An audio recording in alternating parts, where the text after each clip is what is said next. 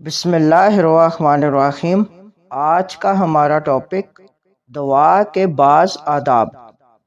حضرت عبداللہ بن مسعود رضی اللہ تعالیٰ عنہ نے فرمایا، جب تم میں سے کوئی دعا کرنا چاہے تو پہلے اللہ تعالیٰ کی شان کے لائق اس کی مدح اور ثنا کرے، پھر نبی اکرم صلی اللہ علیہ وسلم پر درود بھیجے، اس کے بعد دعا کرے، اس لیے کہ یقیناً یہ طریقہ دعا قبول ہونے کے زیادہ لائق ہے۔ اس حدیث مبارک میں دعا کا طریقہ سکھایا گیا کہ پہلے اللہ تعالیٰ کی عظمت اور شان کے لائق الفاظ کے ساتھ حمد و ثنا کی جائے، پھر درود پاک پڑھ کر دعا کی جائے۔ دیگر احادیث کے مطابق دعا کے آخر میں بھی درود پاک پڑھا جائے تو دعا جلد قبول ہو جاتی ہے۔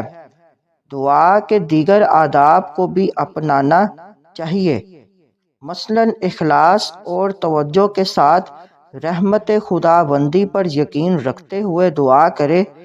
دعا کی قبولیت ظاہر نہ ہو تو شکایت نہ کرے۔ مزید معلومات کے لیے ہمارے چینل کو لائک اینڈ سبسکرائب کریں۔